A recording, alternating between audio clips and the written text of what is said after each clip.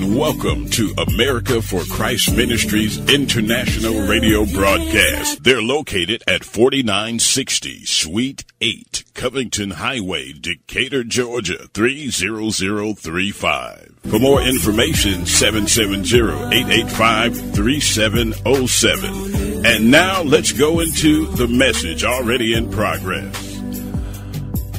Bonjour ou bonsoir donc pour vous tous qui suivez donc cette émission Lueur d'espoir Jésus-Christ. Donc de l'émission donc qui est produite par America for Christ Ministries International basée aux États-Unis, donc à Atlanta en Géorgie. Donc nous vous apportons encore une fois de plus donc le message donc la bonne nouvelle de notre Seigneur Jésus-Christ.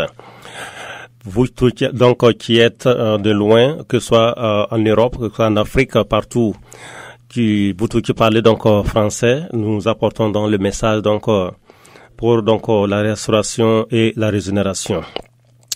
Aussi, nous avons l'émission en anglais, donc pour les pays anglophones. Donc, nous essayons de couvrir par la grâce de Dieu les pays anglophones et les pays francophones par donc l'évangile. L'évangile donc change la vie de l'homme, qui se transforme. L'évangile donc de Jésus-Christ.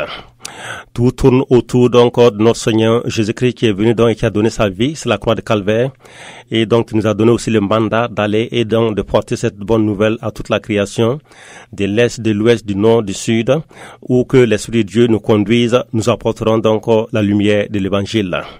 Toi qui es en ligne, donc qui m'écoutes ce matin, que la paix et la grâce de Dieu reposent sur ta vie. Toi qui es en ligne, je prie ce matin que le Seigneur lui-même donc tourne sa face envers toi et te fasse du bien.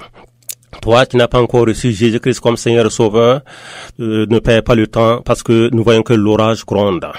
Nous voyons donc dans ce monde où les choses, nous voyons les événements se passer de part et d'autre. Nous voyons donc l'accomplissement donc des prophéties que notre Seigneur Jésus-Christ a donné. Si vous lisez dans le livre de Matthieu donc 24, vous verrez donc les événements d'une manière chronologique que notre Seigneur Jésus-Christ a laissé avant donc de monter au ciel.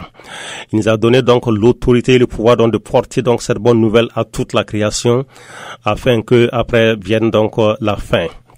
Oui, donc ce matin avec vous donc Bernard l'apôtre depuis les États-Unis donc pour les messages. Ce matin donc nous allons parler de quelque chose d'important donc par la grâce de Dieu. Nous allons donc vous parler ce matin dans le livre de Marc. Si vous avez votre Bible, dans Marc 10, nous allons lire ce matin. Marc donc est un des disciples donc que le Seigneur Jésus-Christ donc a appelé. Nous avons vu que quand Christ est venu, il a pris toute la nuit pour prier donc pour choisir les 12.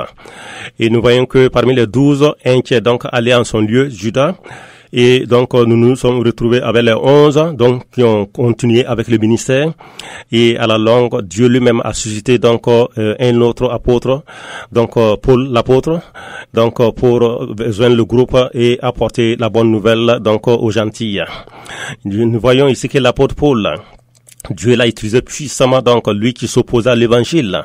Comme toi, ce matin qui m'écoutes, et tu t'es opposé très longtemps à l'évangile de Christ. Mais gloire à Dieu, Dieu le Père, donc jugé bon donc par l'évangile, il t'a amené donc dans la bergerie, que son nom soit glorifié.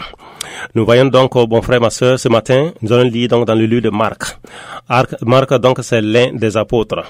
Marc 10, à partir du verset 46 plutôt, la Bible dit, ils arrivaient à Jéricho.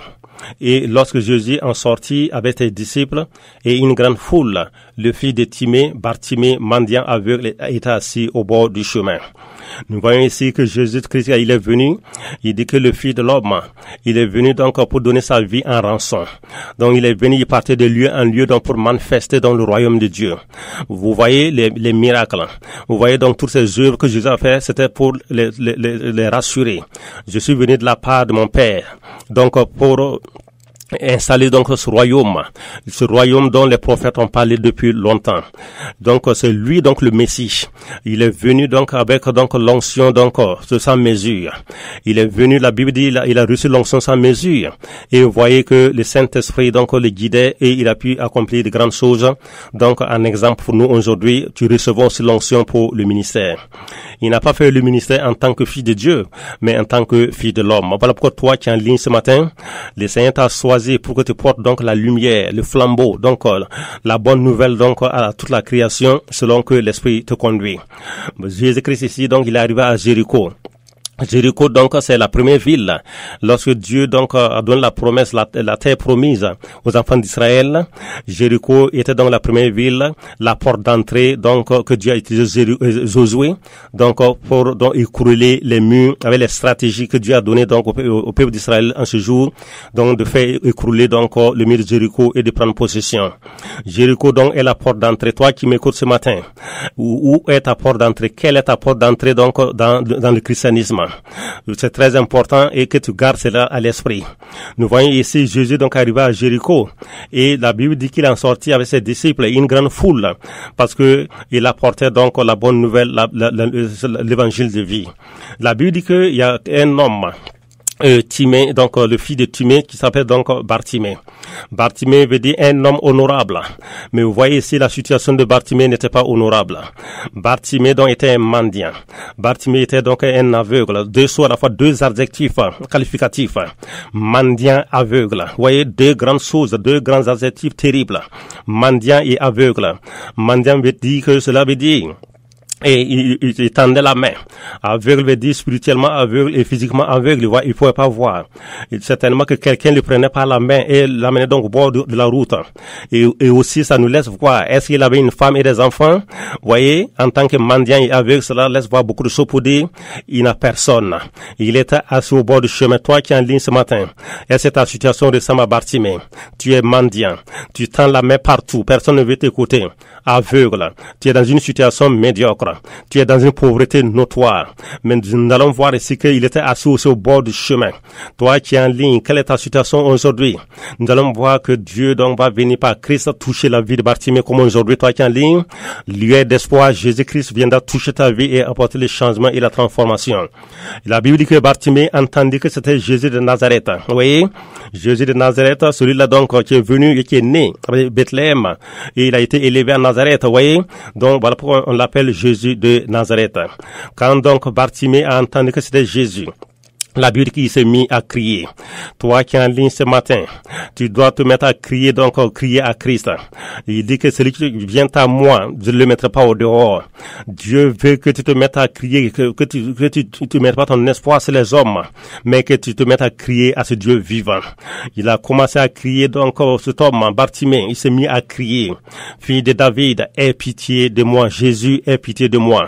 Telle est la prière que Bartimée a fait ce jour. Toi qui es en ligne ce matin, donc Dieu le Père aussi veut que tu cries à lui. Parce que quand tu cries à lui, oui, quand tu cries à lui, il viendra toujours à ton secours. La Bible dit que plusieurs donc le reprenaient pour le faire taire, mais il criait beaucoup plus fort, fils de David, aie pitié de moi. Ne laisse personne donc t'arrêter de crier vers Dieu. Ne laisse personne donc te stopper donc de louer ton Dieu et d'adorer ton Dieu, levant les mains en l'air et louant le Père. Mon frère, ma soeur, ne laisse personne se certain parce que chacun d'entre nous devons répondre devant donc Dieu, donc devant son trône. Mon frère, ma soeur, ce matin, toi en ligne, la Bible dit ici Jésus s'arrêta. De toutes les fois que tu cries, Jésus s'arrête pour t'écouter. Toi qui en ligne, toi qui dis que Dieu t'a oublié, Dieu t'a abandonné, Dieu ne t'a pas abandonné. Toutes les fois que tu cries, voilà pourquoi la prière est capitale. Voilà pourquoi la prière est primordiale. Tu dois avoir une communion avec Dieu. Nous allons voir ici que Bartimée a crié à Dieu. Nous voyons ici que Bartimée donc a crié encore plus fort parce que les gens voulaient l'arrêter. Il a élevé la voix encore plus forte.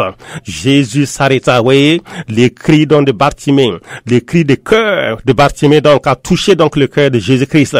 La Bible dit qu'il s'est arrêté et il a dit appelez-le. Vous voyez, quand il appelle, ton appel fera arrêter Jésus pour qu'il vienne vers toi. Ils appelaient l'aveugle en lui disant, prends courage, lève-toi, il t'appelle. Nous voyons ici que Jésus-Christ, il a été sensible à la voix de Bartimée. Toi qui es en ligne ce matin, Jésus-Christ est sensible à ta voix. Toi qui crois qu'il t'a abandonné, il t'a oublié et que ta situation semble être une situation donc dramatique. Dieu donc, vous allez voir ici, Dieu va changer la situation de Bartimée comme ce matin. Il est prêt à changer ta situation si tu mets ta foi en lui. Nous voyons ici la Bible dit, Jésus dit, appelez-le. Et la Bible dit ici que l'aveugle jeta son manteau. L'aveugle jeta son manteau. Quel genre de manteau?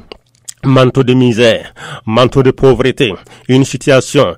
Donc, Bartimée donc avait accepté même sa situation parce qu'il n'avait personne donc pour l'aider.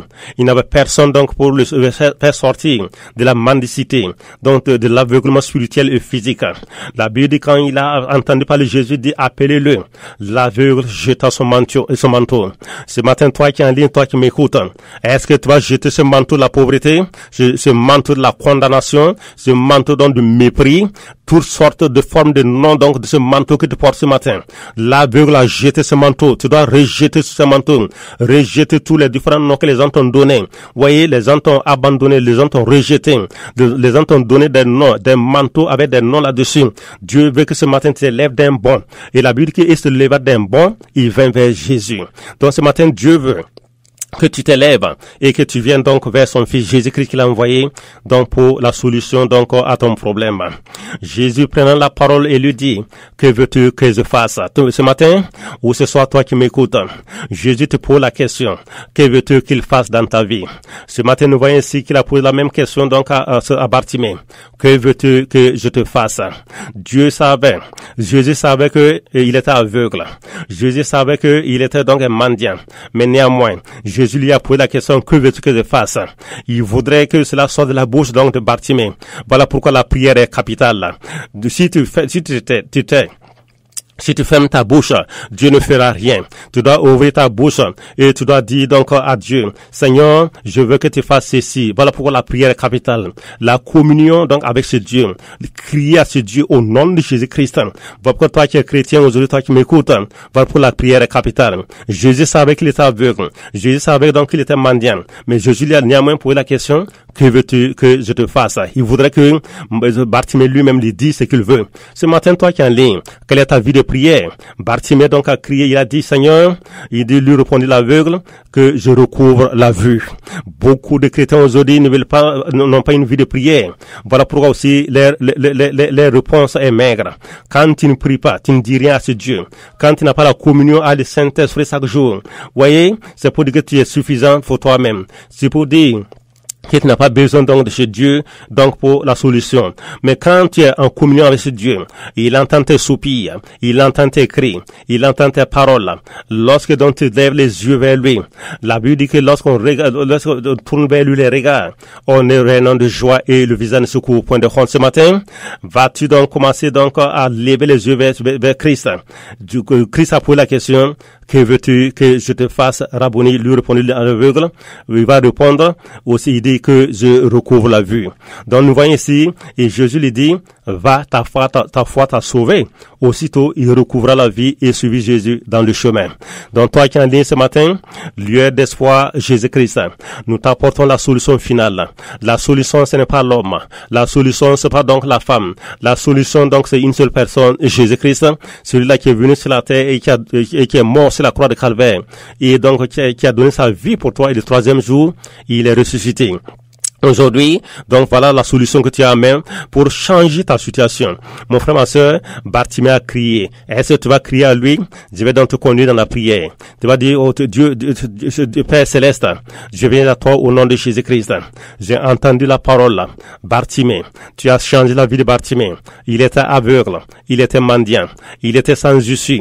Il a crié à toi. Il a élevé sa voix plus fort. Il a crié donc à Jésus-Christ. Ce matin aussi, je lève ma voix et je crie à toi, Jésus, viens dans ma vie. Oh, pardonne tous mes péchés. Pardonne mes iniquités. Je veux te recevoir comme Seigneur Sauveur. Restaure mes émotions. Restaure dans mes sentiments. Restaure mon âme. Et restaure ma vie. Si tu fais cette prière ce matin, tu es sauvé. Trouve une très bonne église. Une église où on prêche la vraie parole. Donc, poussé par le Saint-Esprit. Et ta vie sera une vie changée. Ta vie sera une vie transformée. Et tu pourras apporter aussi, donc, la même bonne nouvelle à d'autres personnes. Ce matin, toi qui es en ligne, c'est là donc, c'est American Cross Ministries International avec ce message que nous apportons donc ce matin. Que la grâce de Dieu repose sur vous. Je prie pour ceux qui sont malades, que la guérison germe dans ton corps. Je prie pour ceux qui sont aveugles spirituellement, que le Seigneur soit ta lumière. Ceux qui sont assis dans des situations vraiment où ils se condamnent eux-mêmes, que le Seigneur te libère et t'affranchisse. Parce que la Bible dit, celui que le Fils de Dieu a franchi est réellement libre. Que cette liberté, que tu puisses jouir de cette liberté donc dans le Christ Jésus. Ce matin donc, soyez bénis, soyez fortifiés, que la grâce du Seigneur repose sur vous. Donc c'était donc American Cross Ministries International ce matin avec Bernard l'apôtre. Soyez bénis et à la semaine prochaine. Merci. America for Christ Ministries International wants to continue to be a blessing to the community, but they need your help, your financial donations, as well as your non-perishable food items, furniture, clothing, and more. Now, for more information, you can call 770-885-3707. They will come pick up the donations absolutely free. So if you'd like to donate to America for Christ Ministries International to continue to be a blessing to the community with your monetary donations, non-perishable food items, clothing, furniture, and more, call this number, 770-885-3707. America for Christ International Ministries. You may call for pickup for all of those items, 770-885-3707.